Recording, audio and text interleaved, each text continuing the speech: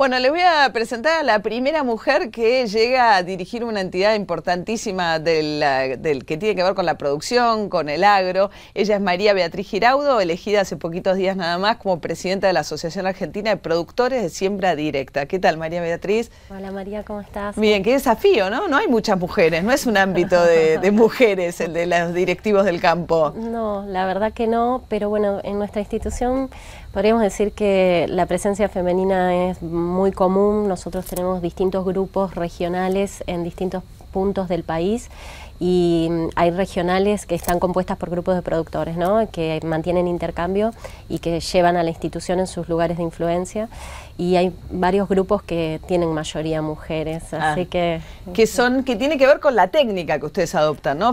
Es como más nueva de lo que es la entidad del campo, que me parece que refleja un poco también lo que ha sido los cambios en la producción, el surgimiento después de la adopción de los transgénicos de una asociación como la de Siembra Directa, ¿no? Sí, totalmente. Nuestra misión es específicamente la de referencia tecnológica, y desde hace 25 años que se creó... No desde la tenencia de la tierra, ya que por ahí empieza, digamos, si uno ve la historia, ¿no?, de las organizaciones del campo, arranca la sociedad rural con la tenencia de la tierra, ¿no? Sí.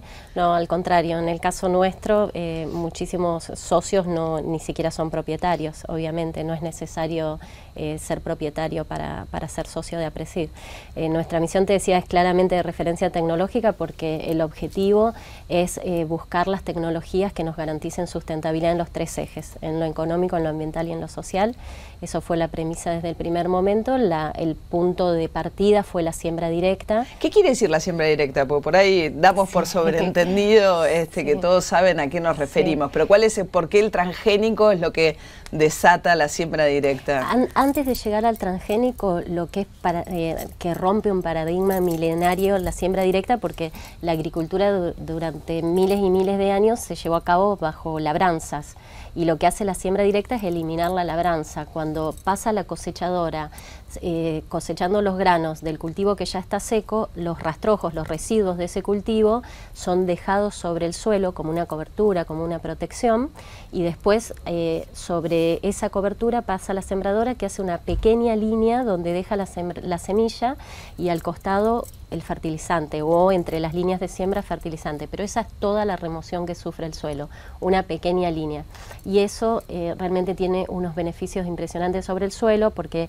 no lo castigan tanto cada vez que siembra, no lo deja expuesto, no permite una porosidad importante para captar mejor el agua de lluvia, guardarla para que haya aireación, para que haya vida en ese suelo, y esa microvida del suelo es fundamental porque descomponen esos residuos de cosecha que están sobre el suelo y dan nutrientes, alimentan a la fertilidad del suelo y alimentan a los cultivos posteriores. Es una técnica que tiene que ver con los transgénicos y también con una forma de aprovechar mucho mejor la tierra. Claro, los transgénicos vienen después a solucionarnos muchísimo más la aplicación de esta técnica, porque con la aparición de los transgénicos, que esto ocurre 6-7 años después, al glifosato, claro, nos permite el uso del glifosato, que es un herbicida fundamental para justamente controlar todos los que son las malezas, o sea, las plantas que no nos sirven, que compiten con el cultivo y que nosotros las tenemos que eliminar. Entonces ahí es el rol fundamental de los transgénicos para permitirnos bajar los costos en el uso de los productos fitosanitarios para el control de estas malezas, y de esa manera poder hacer más masificada la adopción de la siembra directa y también el avance de la frontera agrícola.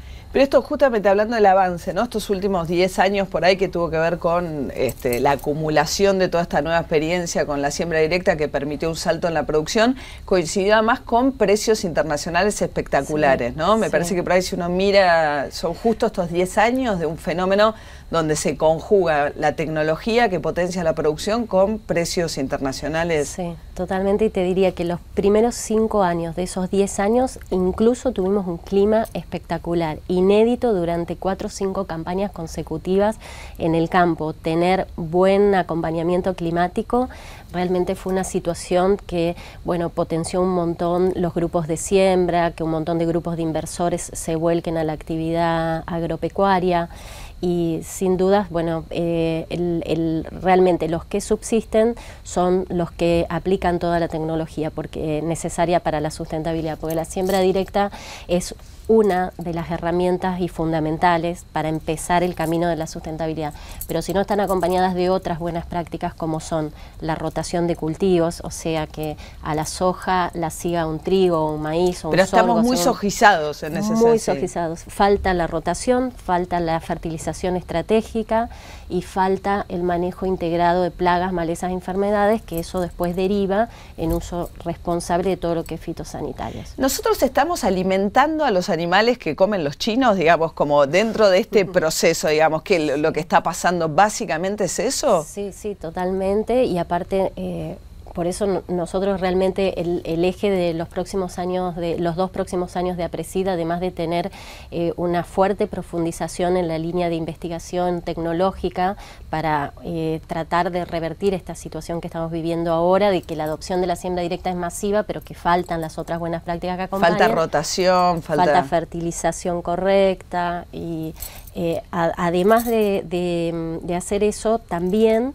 queremos trabajar fuertemente en la comunicación porque nos impresiona que la sociedad nos demande como contaminantes, como problemáticos, cuando al contrario, nosotros estamos, no solo son beneficios para el productor, sino para el país en su conjunto, porque realmente ser productores de alimentos, fibras y energías, que es un poco lo que vos me decías recién, de que estamos alimentando a los animales de los chinos, le da una posibilidad de desarrollo integral a la nación muy importante. Ahora, el tema del glifosato que tocábamos tiene mucho que ver con, ¿no?, el uso de los químicos para el control de plagas. ¿Hay algún tipo de legislación, digo, el uso responsable, de no estar además de repente cerca de poblaciones urbanas? Hubo un caso bastante paradigmático en la provincia de Córdoba con las madres de Ituzaingó. Quizás Córdoba tiene algunos, con toda la pelea que están teniendo además con la planta de semillas de Monsanto.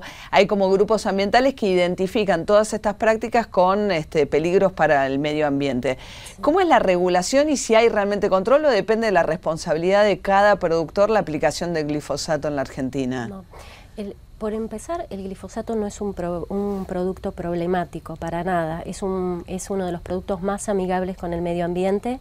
Incluso anualmente todos los fitosanitarios que se incorporan al uso agropecuario son cada vez menos tóxicos, es una exigencia regulatoria y realmente el mecanismo de regulación en Argentina y en el mundo, pero en Argentina tenemos la tranquilidad de que es sumamente estricto, muy profesional y en ese sentido deben pasar muchos años entre que se genera un producto, se prueba, luego se legisla y después nosotros podemos tener acceso. Así que en ese sentido deberíamos tener todos muchísima tranquilidad porque hay mucha idoneidad atrás de ese proceso.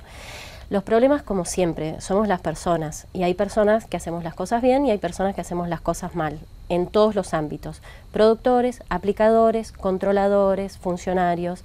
Entonces ese es el punto en que nosotros también nos estamos involucrando mucho, trabajando. Controlar además, sobre todo la protección de las zonas urbanas, digamos, ¿no? Que no se fumigue cerca, no sé si fumigación es el término adecuado. Sí, pero nosotros preferimos pulverización porque no se fumigación es como exterminación. Sí, que no se pulverice cerca de los centros urbanos, ¿no? Exacto, y que cuando se debe pulverizar se haga bajo las condiciones y las precauciones que cada uno de estos productos tiene con muchísima claridad en su hoja de seguridad y es justamente lo que te decía, es lo que tenemos que cumplir. Los productores, los aplicadores, los controladores de las distintas localidades o los distintos municipios que se dedican a eso. También estamos tratando de contribuir a generar una homogeneidad en el criterio de las aplicaciones, porque si no cada zona en particular tiene algo diferente y lo que la población o la sociedad en su conjunto no advierte y que es muchísimo más problemático que el glifosato y por eso nosotros le estamos dando más ímpetu a este tema, es que, por ejemplo, todos los que son productos de uso doméstico, de uso diario para nosotros, lo mismo para las desratizaciones o todo ese tipo de plagas, son tremendamente más tóxicos que cualquiera de los productos que nosotros usamos a campo normalmente. Entonces, si vos analizás, cuanto más desarrollado es un país, más cercana es el límite de distancia que te permiten pulverizar a las poblaciones, justamente para evitar usar esos productos de uso doméstico que son muchísimo más tóxicos. ¿Los de limpieza? Limpieza, por ejemplo, insecticidas tipo cucarachicidas, raticidas, todo ese tipo para arácnidos, para arañas, son muchísimo más tóxicos que cualquiera de lo que nosotros usamos en el campo. Ahora, esta falta de rotación, ¿no? Un poco el gobierno hablaba tanto de evitar la sojización del país, finalmente este proceso coincidió, ¿no? Lo que ha crecido fundamentalmente es la... ¿Y eso por qué? ¿Por falta de incentivos fiscales correctos para alentar trigo, por ejemplo? Nosotros hace 10 años, cuando vos mencionabas esto del boom, del precio y del buen clima que yo te adicionaba, realmente estamos en una situación ideal. El productor argentino tiene una capacidad de adopción de tecnología que es única en el mundo, tiene un liderazgo absoluto, es muchísimo más joven en promedio que por ejemplo Estados Unidos, 10 años más joven. Los productores. El productor agropecuario argentino. Y también lo que tiene, quizás esté ligado a esa mayor juventud, es una capacidad para adoptar nuevas tecnologías y probarlas, que nos da una ventaja comparativa y competitiva interesantísima. Lamentablemente nosotros no tuvimos en esos años, en estos años que están de acá a 10 años, políticas que nos acompañen para apoyar y para exigir esas buenas prácticas, que el gobierno se involucre, porque ese es el para salir de la soja, claro, para que no ser tan soja dependiente del Estado para promover, impulsar que se hagan otros cultivos, y aparte cultivos importantísimos como es el trigo, para toda la sociedad argentina, el maíz, que son cultivos esenciales para mantener a los suelos fértiles. ¿Ustedes tienen postura sobre el tema de las retenciones desde APRESID?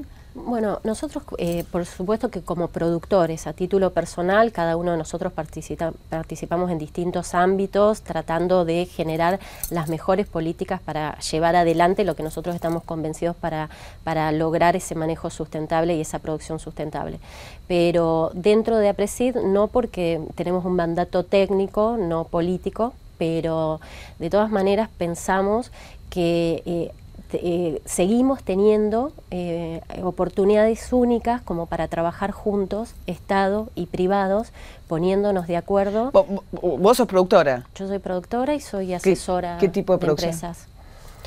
Agrícola ganadera, pero bueno, mi especialidad es en agricultura. ¿En Venado Tuerto? Vivo en Venado Tuerto porque me quedó el centro de mi radio de acción, pero la empresa de la familia está en el centro este de Santa Fe, Zenón Pereira, Las Petacas, son pueblos muy chicos.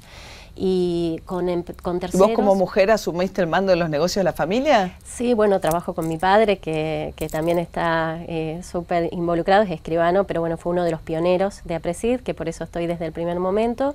Y mi madre también, con sus 3 hermanas, lleva adelante la empresa familiar de ellos. ¿Y estás en el campo, digamos, te estás metida en la producción de...? Estoy con terceros también, todo el tiempo. Tengo equipos de trabajo en el sur de Santa Fe, sudeste de Córdoba.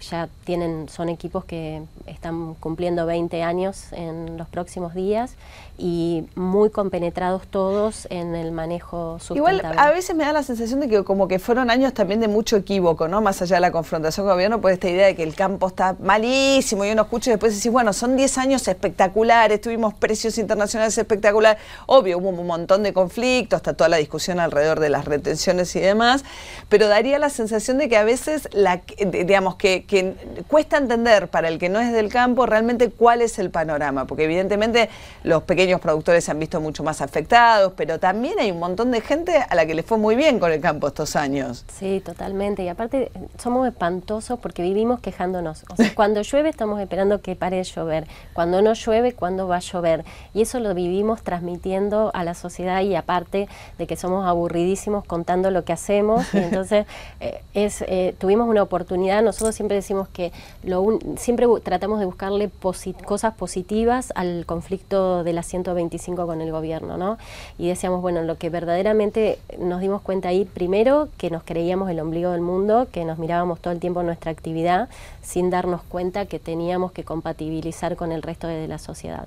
Y por el otro lado, el tema de que tuvimos la posibilidad de acercarnos con la comunidad urbana, la extra agroalimentaria, para poder darles esa tranquilidad, porque nosotros, pensá, María, que APRESID, no ahora que el dilema de la humanidad es producción o medio ambiente, que no son contradictorios, al contrario, van de la mano, pero nosotros APRESID hace 25 años que se formó para eso, para dar respuesta a ese dilema, y seguimos trabajando y evolucionando en estos 25 años para dar respuesta a eso. Y nosotros tenemos evidencia científica, validación en cuanto a resultados productivos, resultados económicos, mejoramiento de indicadores de suelos de distinta índole, donde realmente aumento de producción en calidad y cantidad puede ir de la mano de la ecología. Pero no hay diálogo del gobierno ni con instituciones como la de ustedes, que tienen, como decías, una cosa como más técnica respecto a la producción y menos política en términos de posicionamientos partidarios y demás. Nosotros en realidad dentro de APRESID somos totalmente partidarios que cada vez que somos convocados para alguna línea de trabajo ofrecemos e incluso nos gusta participar reclamando, pero con una propuesta inmediata. Y bueno, esa es nuestra... ¿Pero no hay mucho margen todavía? ¿O? Hay muchas cosas transmitidas, hay muchas cosas advertidas de las posibilidades. Nosotros como institución tenemos mucha participación internacional, y ahora después te voy a contar esa parte, para sentirnos orgullosamente argentinos agroalimentarios sustentables, porque a eso iba con lo de la sociedad, ¿no? Qué ineficaces que somos nosotros, porque en realidad nosotros estamos trabajando para calidad de vida de la sociedad en su conjunto. Entonces tratar de llegar a que realmente puedan conocer y comprender lo que nosotros hacemos en el campo. Ahora, ¿el futuro es promisorio también? ¿Valores de precios internacionales? ¿El lugar en el cual Argentina se está insertando, esta reinvención de la Argentina, de que se volvió estratégico aquello que parecía que no tenía mucho valor agregado? Si ustedes miran a futuro, digamos, ¿es algo de coyuntura estos precios tan altos que hemos tenido, o es algo que ustedes creen que llegó para quedarse?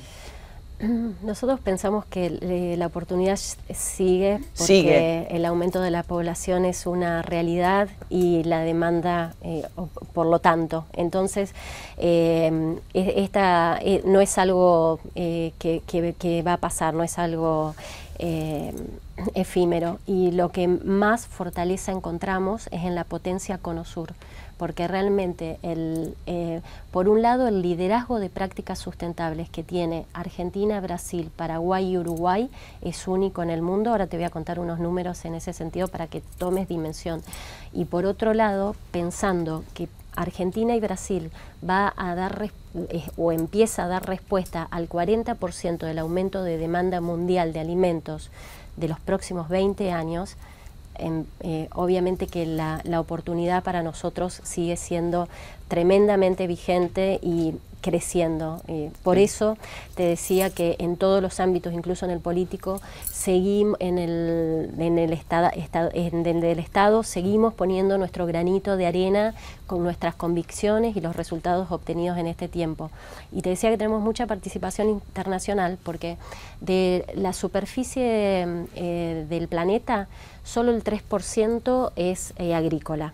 De ese 3% total global, el 8% se hace en siembra directa. 8% del planeta en siembra directa.